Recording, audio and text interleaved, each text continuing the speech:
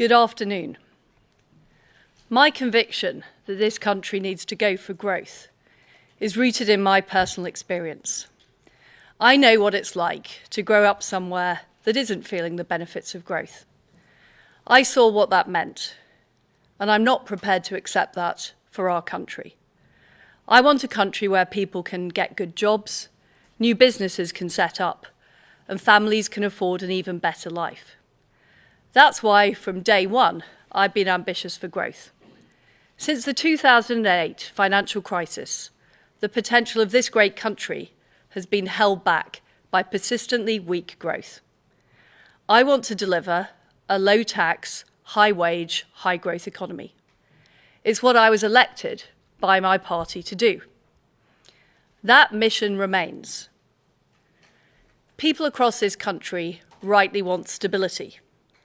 That's why we acted to support businesses and households with their energy costs this winter.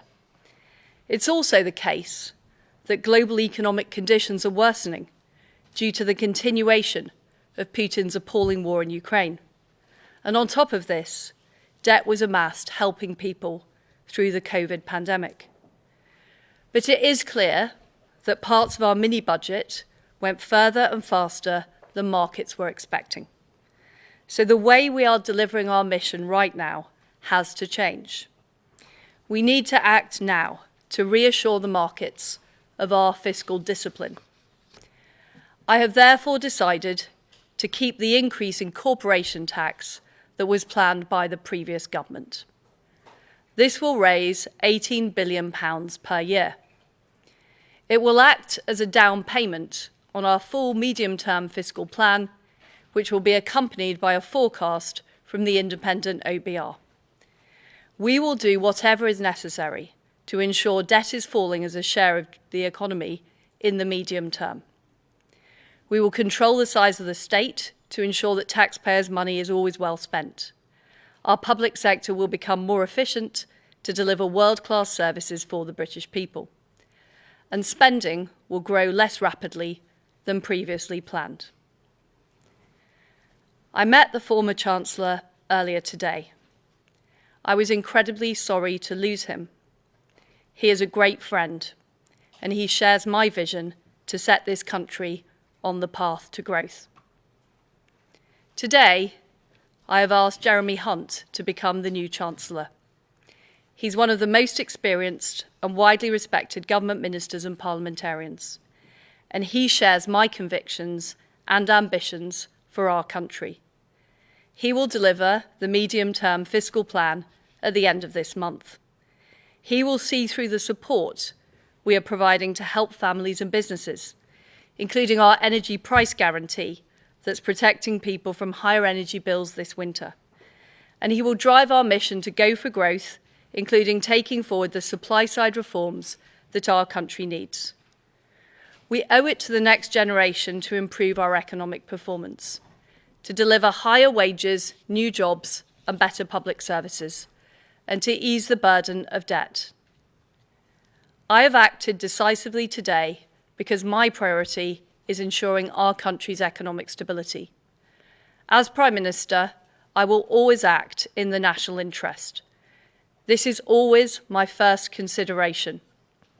I want to be honest, this is difficult, but we will get through this storm, and we will deliver the strong and sustained growth that can transform the prosperity of our country for generations to come.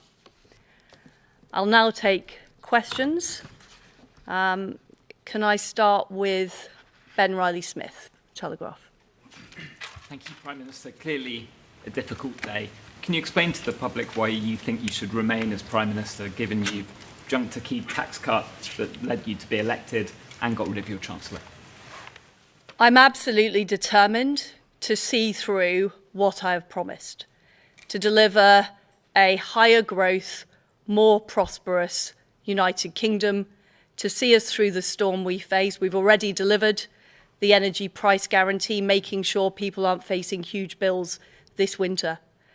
But it was right, in the face of the issues that we had, that I acted decisively to ensure that we have economic stability, because that is vitally important to people and businesses right across our country.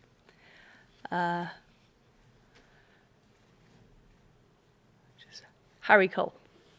Thank you, Prime Minister. Harry Cole from The Sun. You were the one that wanted to cut the 45p rate. You stood on a platform to win the leadership of the Conservative Party on a platform to cut corporation tax. You and the Chancellor, the ex-Chancellor, designed this budget together, in lockstep, we're told, at times in secret, the two of you. He has to go because of the fallout from it. How come you get to stay? Well, my priority is making sure we deliver the economic stability that our country needs. That's why I had to take the difficult decisions I've taken today. The mission remains the same. We do need to raise our country's economic growth levels. We do need to deliver for people across the country. We're committed to delivering on the energy price guarantee, which people are already seeing in their bills. But ultimately, we also need to make sure that we have economic stability, and I have to act in the national interest as Prime Minister.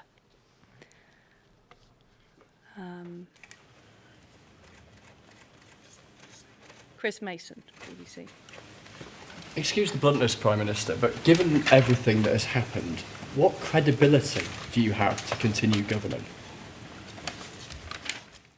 What I've done today is made sure that we have economic stability in this country. Jeremy Hunt, as Chancellor, is somebody who shares my desire for a high-growth, low-tax economy. But we recognise, because of current market issues, we have to deliver the mission in a different way. And that's what we are absolutely committed to do, achieving that stability at what is a very difficult time globally. Robert Peston. Prime Minister, the former Tory Chancellor, Philip Hammond, has just said that you have totally trashed the Tory party's election-winning reputation for economic competence. Will you apologise to your party? Well, I am determined to deliver on what I set out when I campaigned to be party leader. We need to have a high-growth economy, but we have to recognise that we are facing very difficult issues as a country. And it was right, in the national interest, that I made the decisions I've made today to restore that economic stability so we can deliver, first of all, helping people through this winter and next winter with their energy bills, but also making sure that our country is on the long-term footing for sustainable economic growth. Thank you very much, everybody. Aren't you going to say sorry?